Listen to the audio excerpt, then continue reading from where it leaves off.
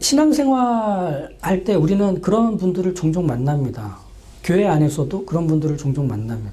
뭐든지 다 기도하면 돼, 하나님을 믿으면 돼, 예배드리면 모든 불안과 염려, 근심 다 사라지고 편안해져. 이렇게 정답을 탁탁 얘기해 주시는 분들을 만나면 숨이 턱 막힙니다.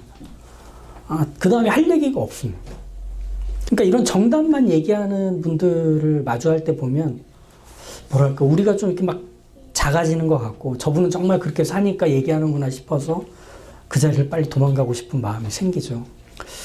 그러면 과연 그렇게 기도하면 돼? 하나님께 예배드려서 하나님 앞에서 마음의 평안을 찾아? 라고 하는 정답 같은 말들은 과연 좋은 말이고 옳은 말일까 하는 생각 든 적 없으세요? 이렇게 속에서 울컥해가지고 나오는? 오늘 얘기는 그것과 관련한 흐름을 좀 갖고 있습니다.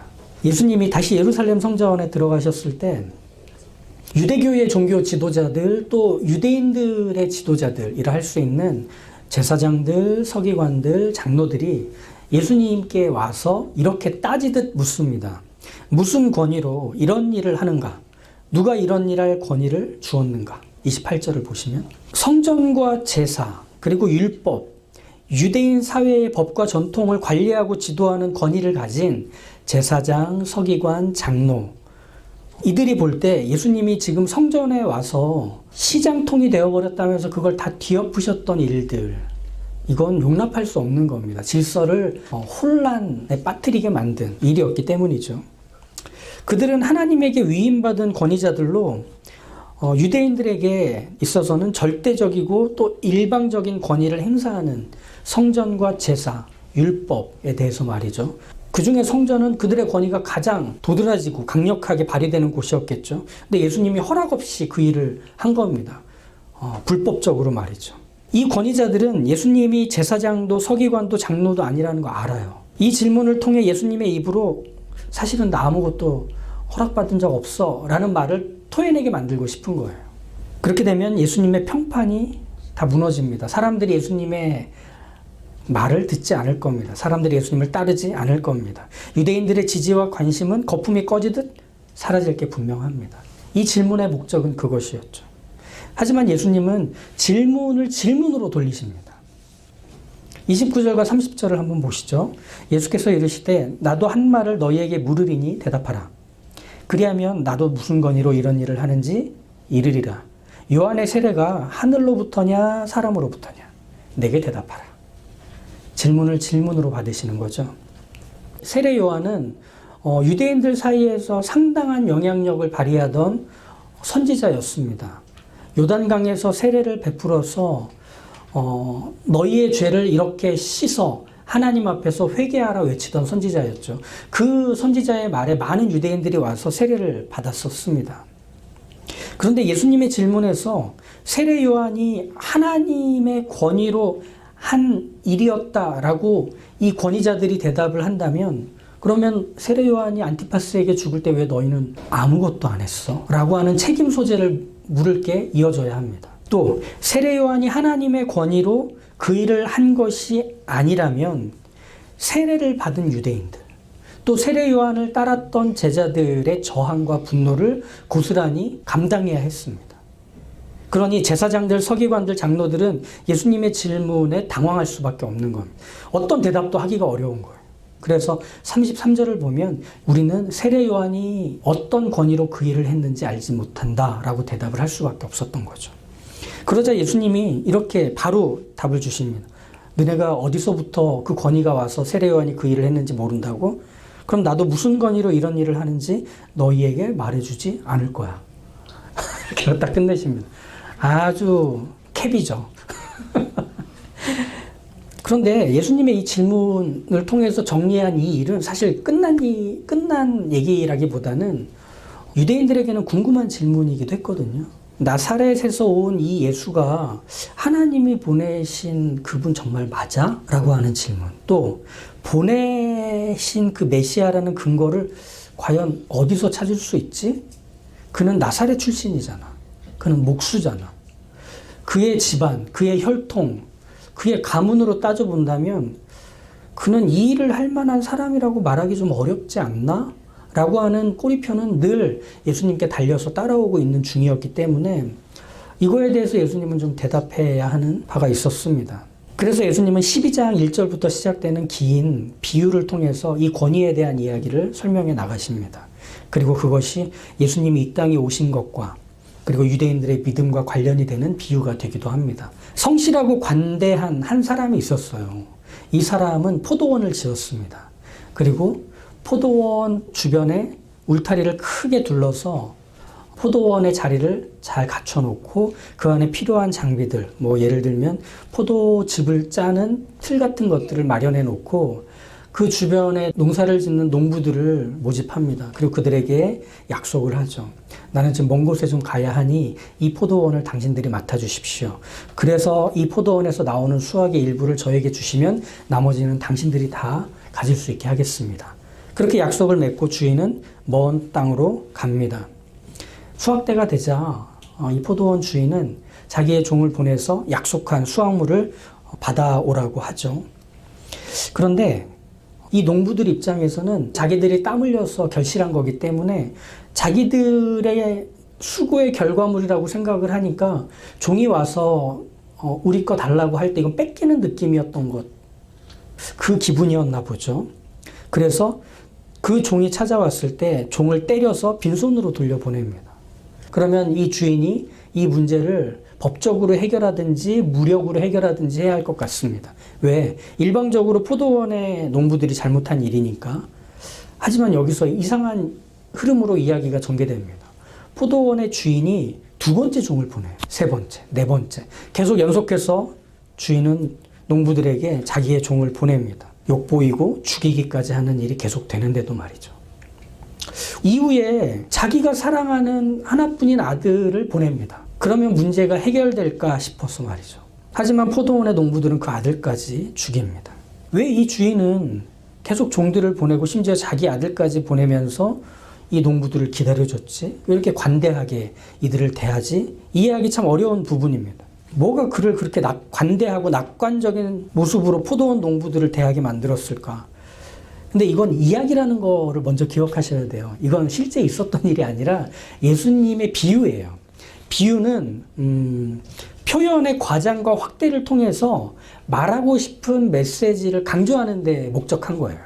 그러니까 이 주인 너무 이상한데 이렇게 갈 게 아니라 이 주인의 관대한 것과 비교가 되는 포도원의 농부들의 잔인하고 악한 모습, 이걸 대조시키는 겁니다. 이 포도원은 이미 주인이 산 울타리로 두르고 즙자는 틀을 만들고 망대를 지어서 세운 주인의 소유물입니다. 농부들은 주인과의 계약을 따라서 이미 만들어진 포도원에서 농사를 지었을 뿐이에요. 그런데 농부들이 포도원의 주인으로 스스로 생각하기 시작하자 문제가 생긴 겁니다. 욕심 때문이었겠죠.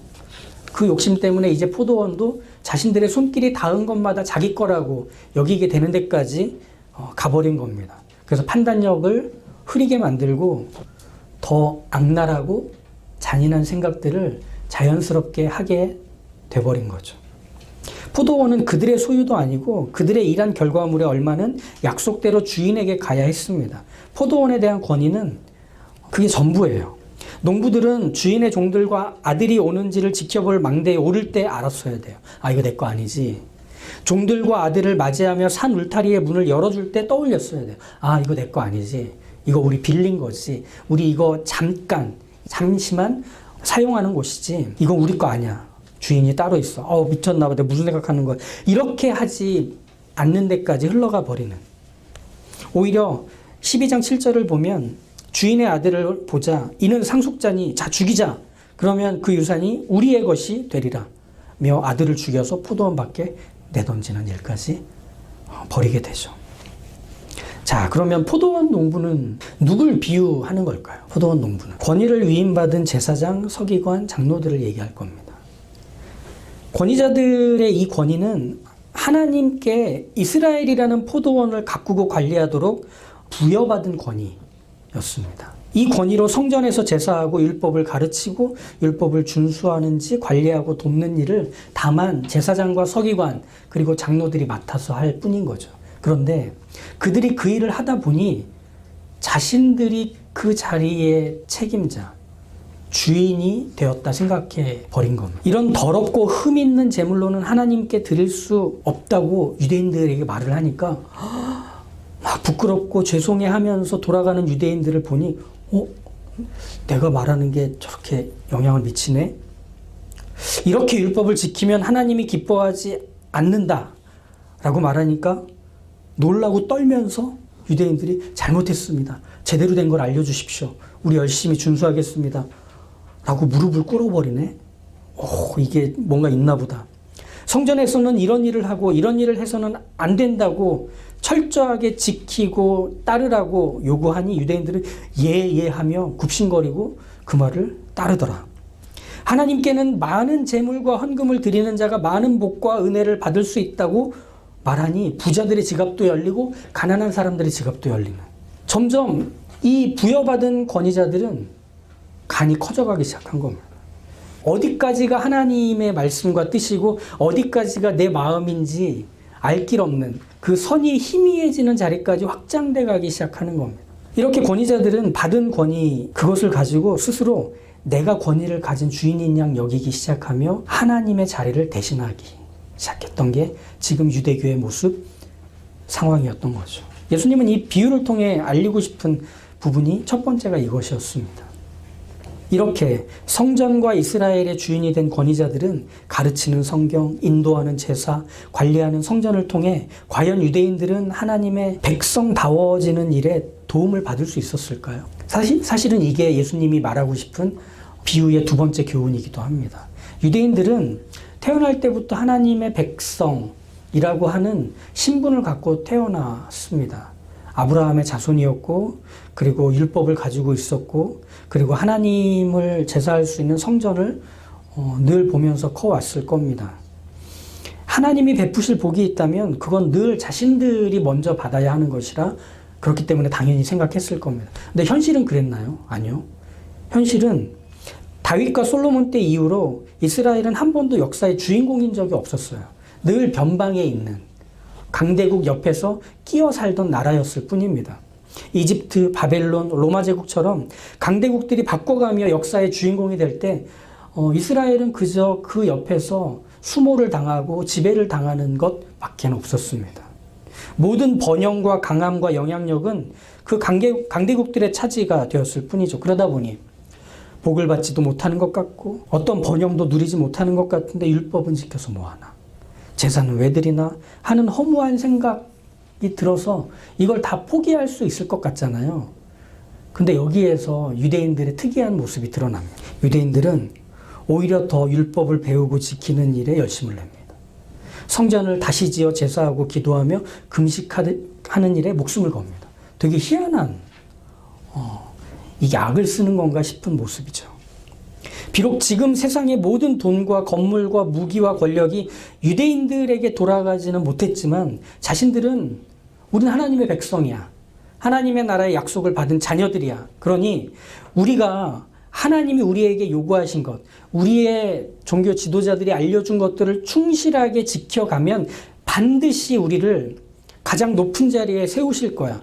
그러니 지금 율법을 배우고 지금 성전에서 제사하고 지금 기도하고 지금 금식하는 그 일을 힘쓰다 보면 반드시 우리는 가장 높은 자리에서 빛나는 주인공이 되어 있을 거야. 이게 유대인들이 기대했던 그들의 종교 지도자들에 의해서 배운 것들을 철저히 지켜왔던 모습이기도 한 겁니다. 근데 이것만 봐서는 좀 그렇게 이상하다는 생각이 안 드시죠? 힘들고 두려울 때 금식하며 하나님께 매달려 기도하는 거 좋은 거잖아요. 하나님께 죄를 회개하며 용서를 구하고 새로운 마음을 갖기로 하는 것, 그거 우리도 해야 되는 일 아닌가요? 그저 삶의 어려움과 시련, 가난과 억압을 겪을 때 그건 다 하나님께 구하고 바꾸고 회복시켜야 되는, 그러니 하나님 앞에서 내가 잘못한 게 있으면 회개하고 금식하고 그래서 하나님께 전적으로 매달리기로 하는 모습을 갖는 것, 이거 신앙의 훌륭한 모습 아닌가요? 그렇죠? 제가 앞서 설교를 시작하며 했던 그 질문과도 같습니다. 기도하면 돼. 예배를 드리면 하나님이 평안함을 주실 거야. 맞아요. 근데 한번 생각해 보자는 거죠. 열심히 기도하면 하나님이 해결해 주신다. 무슨 근거로요? 열심히 좋은 일하고 남 돕는, 양심에 어긋남 없는 착한 삶을 살면 복 받는다. 누가 그랬나요? 저를 아껴주시는 권사님이 그렇게 얘기해 주셨어요. 제가 존경하는 목사님이 설교에서 그렇게 말씀하셨어요. 선한 영향력을 끼치는 인플루언서가 그렇게 얘기해 줘서 그렇게 알고 있어요. 그럼 그게 하나님입니까? 이 비유의 결론이 되는 것을 예수님은 시편 118편 22절에서 23절의 말씀을 가지고 딱 방점을 찍으십니다. 한번 들어보시죠. 건축자가 버린 돌이 집 모퉁이의 머릿돌이 되었나니 이는 여호와께서 행하신 것이요 우리 눈에 기이한 바로다. 이 결론 때문에 유대 종교 지도자들, 부여받은 권위를 가진 사람들이 화가 확 나버렸습니다. 이유가 뭘까요? 이 시편 118편의 이 말은 한마디로 말하면 이겁니다. 이게 다 무슨 일이래? 라는 뜻입니다. 집을 짓는 건축자들이 돌을 다듬다가 집을 짓는 것에 사용할 수 없는 돌들을 쓸모가 없어 버립니다. 그런데 그 돌을 가져다가 집 모퉁이에 모퉁이 돌로 박아버렸답니다. 무슨 말일까요? 그냥 말도 안 되는 일이 일어났다는 뜻이에요. 복잡하게 생각할 게 없이 저건 분명 버린 돌인데 유용하게 쓰고 있는 거예요. 집 구석에다가 박아놓은 건가요? 그렇지. 그래서 그 돌에다가 이름을 쓴 거야. 이 집은 언제 누가 지었어? 이렇게 이름을 쓰기로 한 돌인 거야.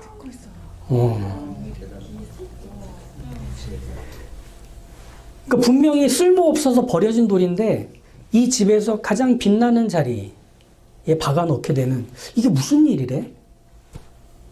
이 시인은 모퉁이의 머릿돌에게 어떻게 그 역할을 맡았느냐고 물어본다면 그 돌은 이렇게 대답할 거라는 겁니다.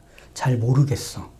여호와께서 행하신 것인데 우리 눈에 이상하다. 어떻게 이렇게 된 건지 모르겠다라는 겁니다. 하나님의 일하신다는 게 그런 거예요. 하나님은 열심히 기도하면 응답해 주시는 분, 착하게 살고 옳게 살고 남을 도와가며 살면 복을 주시는 분, 매주 빠지지 않고 예배를 드리면 마음의 평안을 주시고 회복시키시는 분, 그렇게 말할 수 없다는 거예요. 부여받은 권위자들이 자신들이 갖고 있는 권위로 이렇게 해야 돼, 이렇게 하지 말아야 돼, 저건 가져와야 돼, 저건 없애야 돼 라고 하는 것들에 유대인들이 기대어 있던 이유는 한 가지예요. 그 결과가 자기들에게 나쁜 게 아니라서 그래요. 그걸 하면 하나님이 복 주신대, 그걸 하면 하나님이 응답하신대, 그걸 하면 하나님이 모든 걸 다 채우신대 라고 하는 결과는 나쁘지 않으니까 앞에 거를 그냥 하기로 하는 거예요. 왜? 그 결과를 갖고 싶으니까. 하지만 성경을 통해서 관통하고 있는 하나의 일관된 하나님에 대한 이해는 뭐냐면 하나님의 일하심을 우리는 알 수 없다예요. 예수님은 재배하고 수확하고 집을 짜고 나니 다 내 것처럼 여겨지는구나. 너네 그거 이상하지. 그 사람들은 그냥 그거를 계약으로 세를 받아서 사용했을 뿐인데 그걸 자기 것처럼 여기는 거 이상하지. 너희가 하나님에 대해서 그렇게 생각하고 있어. 재주는 하나님이 부리고 돈은 너희가 받고 있잖아. 재주는 하나님이 부리고 너희가 마치 하나님처럼 행세해서 하나님께 돌아가야 될 것들을 너희가 받고 있잖아. 그리고 하나님께 들쑤셔서 하나님께 그 일을 하라고 얘기하고 있잖아. 도대체 누가 하나님인 거야? 라고 묻는 예수님의 비유인 겁니다. 그렇다면 예수님이 말씀하시고 싶은 믿음의 진짜 모습, 지금 유대 종교 지도자들뿐 아니라 그걸 맹목적으로 따르고 있는 유대인들의 모습이 아닌 진짜 믿음의 모습을 성경을 통해 소개받으려면 어떤 모습이어야 하느냐? 하나님이 일하신다는 것은 분명하지만 어떻게 일하시는지에 대해서는 다 알지 못한다는 인정, 그것이 믿음인 겁니다. 하나님이 일하시는 건 맞습니다. 하나님이 선하신 것도 맞습니다. 그런데 지금 여기에서 어떻게 일하시는지 저는 잘 모르겠습니다. 라며 하나님께 묻는 겁니다. 하나님께 소리치는 겁니다. 알려달라고, 도와달라고, 이것 좀 말 좀 해달라고 하는 겁니다. 그 대표적인 사람이 누굴까요? 야곱입니다. 야곱은 형 에서를 만나기에 앞서서 야복 나루터에 남아 있었죠. 야곱은 자기의 인생을 통해서 경험한 하나님이 형 에서의 손에서 자기를 지켜주지 못할 거라고 여겼기 때문일까요? 아니요. 하나님이 지켜줄 거 알았어요. 하나님이 이 모든 문제를 해결하시고 그 베델에서 하나님이 말씀하셨던 것처럼 내가 내 뜻을 이루기까지 너와 함께 하겠다고 하시는 것 믿었어요. 그런데 지금 여기에서 어떻게 하실지는 모르는 거예요. 야복 나루터는 기도의 자리가 아니에요. 야복 나루터는 야곱에게 있어서 죽을지도 모른다며 불안에 떨던 자리예요. 야복 나루터는 신음하고 갈팡질팡하던 자리예요. 1초도 잠들 수 없는 긴장과 고민의 자리, 그게 야복 나루터예요. 이 모든 상태를 짊어지고 갑자기 나타난 하나님의 사람이 씨름하자고 하자 야곱이 놓지를 않아요. 자기의 고민과 자기의 괴로움이 담겨져 있는 그 몸부림으로 이 사람을 붙들고 씨름합니다. 그 결과로 고관절이 부러지죠. 평생 절뚝거리며 살게 되죠. 하나님의 약속을 믿었던 사람입니다. 하나님의 백성이며 자녀로 살기로 한 사람입니다. 그러면 고민하면 안 됩니까? 이걸 어떻게 해야 되는지 하나님께 묻고 씨름하면 안 됩니까? 그냥 믿습니다. 도와주실 줄 압니다. 하나님께 다 맡깁니다. 하고 끝내면 되는 겁니까? 우린 너무 이상한 시간과 공간을 사는 것 같습니다. 신앙을 그 안에 주입시키면 모든 게 편안해질 거라 생각하는 생각 말이죠. 아니요. 마주한 두려움과 불안 앞에서 야곱은 하나님과 씨름해요. 또 우리가 알고 있는 한 사람 있죠. 괴로운 시련과 고통 앞에서 욥은 하나님께 소리치며 묻고 또 묻습니다. 하나님 왜 이러십니까? 저를 그냥 어머니 뱃속에서 죽게 내버려 두시지. 저를 뱃속에서 나오지 못하게 빛을 보지 못하게 하시지. 왜 태어나게 해서 침 삼킬 틈조차 주지 않으시고 나를 이렇게 괴로움과 시련 속에 던지십니까? 계속 묻습니다. 근데 유대인들에게는 그런 질문, 그런 몸부림, 그런 씨름은 보이지 않습니다. 그건 유대 종교 지도자들이 마련했던 이건 해, 이건 하지 마 라고 하는 이미 스스로가 하나님이 된 사람들에 의해 만들어진 어떤 공식과 법칙과 원리들 앞에서 그것만 따라하면 하나님이 다 해주실 거야 라고 여기는 맹목적인 확신이 이들 둘을 함께 망가지게 만들고 있는 중이었던 겁니다. 누구도 하나님께 묻지 않습니다. 왜 이러냐고. 누구도 하나님께 따지고 씨름하지 않습니다. 여기서 어떻게 해야 되냐고. 힘들고 지쳐 무너진 곁에 하나님이 계시는 거 압니다. 그럼 하나님 해주실 줄 압니다 하고 손 놓을 수 있습니까? 아니요. 하나님 어떻게 해야 됩니까 하며 하나님을 붙들고 놓지 않는 거죠. 이게 사실은 우리가 가져야 되는 믿음의 모습 아닙니까? 유진 피터슨 목사님이 쓰신 나의 사랑하는 친구에게 라는 책이 있습니다. 그 책에서 상당히 인상적인 구절이 있어요. 인생의 기본적인 결정들은 결국 하나님을 믿을 것이냐 말 것이냐의 문제가 아니야. 하나님을 경배할 것이냐 하나님과 경쟁할 것이냐만 있을 뿐이야. 유대의 종교 지도자들, 부여받은 권위자들과 유대인들은 사실은 하나님을 경배한 게 아니라 하나님과 경쟁한 겁니다. 하나님 이거 해주셔야 되잖아요. 하나님 이거 해내셔야 하나님인 거잖아요. 라며 하나님을 진짜 하나님인지 증명할 장으로 자꾸 등 떠밀고 있는 거였습니다. 하지만 하나님을 경배한다는 건 이런 것입니다. 다 이해할 수 없고 다 설득되지 않는 하나님의 일하심이지만 나는 거기 하나님이 계시다면 그래 여기서 하나님이 무엇을 하실지는 몰라도 하나님의 뜻을 찾아 갈 거야. 하나님 되시는 것을 이루어 가시는 일에 나는 뒤돌지 않을 거고 물러서지 않을 거야. 하나님, 바로 여기에서 하나님은 여전히 하나님이십니다. 하나님의 일을 하고 계시는 하나님이십니다. 비록 제가 다 알 수 없고 볼 수 없고 만질 수 없을지 모르지만 여기서도 여전히 하나님이라는 사실 앞에서 저희는 그 하나님의 이름을 부릅니다. 그 하나님의 이름을 찬송합니다. 이게 유대인들이 이제 가져야 되는 믿음의 모습이 되죠. 왜?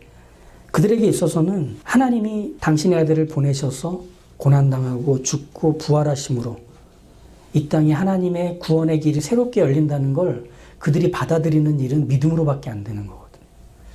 그들이 아브라함의 자손으로 율법을 가졌고 성전을 가졌다는 이유만으로 그 구원 우리 거야 라고 하기에는 새 시대에 적당한 가죽부대가 아니었던 겁니다. 그러니 새로운 믿음을 가져야 되는데 이전의 믿음으로는 어려운 거죠. 그러니 지난 시간에 우리가 함께 나눴던 말씀처럼 이 산을 들어 바다에 던져지라는 그 믿음을 가지는 거죠. 말하자면 이거 아닙니까? 하나님께서 저희 유대인들뿐 아니라 이방인들도 구원하시기로 작정하신 시대가 열렸습니다. 예수 그리스도의 죽으심과 부활이 그것을 말해줍니다. 그렇다면 우리가 그 일을 어떻게 해야 합니까? 다 이해되고 받아들일 수는 없지만 이미 십자가가 세워져 있기에 우리는 그 일을 해야겠습니다. 이 성전을 들어서 갈릴리 바다에 던져지게 해주십시오. 이 성전을 들어서 지중해 바다에 던져지게 해주십시오. 그래서 그곳에 땅이 생겨 바다가 메꿔져 그 이방인들과 멀리 떨어져 있는 어둠에 있는 이들이 하나님을 만나러 찾아올 수 있도록 하나님, 저희가 그곳의 다리가 되겠습니다.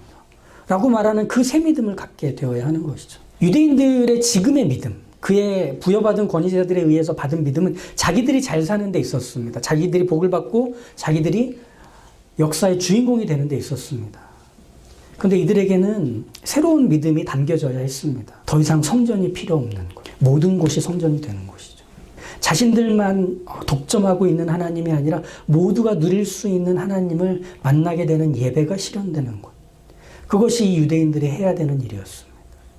우리도 그렇습니다. 우리가 믿음을 가졌다는 사실이 어쩌면 우리도 잘 이해가 안 가요. 왜 내가 구원받았지? 왜 내가 교회 다니지? 왜 내가 하나님을 알고 있지? 잘 이해가 안 갑니다. 하지만 우리가 믿음을 가졌다는 사실은 너무 확실하지 않습니까? 그것으로 인해 우리가 새롭게 시작되는 많은 일들, 기이하고 경이로운 상황들에 우리는 끊임없이 들어가서 살지 않습니까? 그럼 우리 자녀들에게 그것을, 우리 사랑하는 이들에게 그것을, 아니 우리가 싫어하고 너무 안 됐으면 좋겠다 싶은 사람들에게 그것을 말해주어 내가 누리는 이 말도 안 되는 기이한 기쁨을 그들도 누려서 더 이상 우리의 인생에서 하나님을 모르는 이들이 없는 자리가 이 세상이 되도록 만드는 일이 우리가 바로 이 땅에 존재하는 하나님의 그 기이한 일을 아는 사람들의 삶이어야 할 것입니다.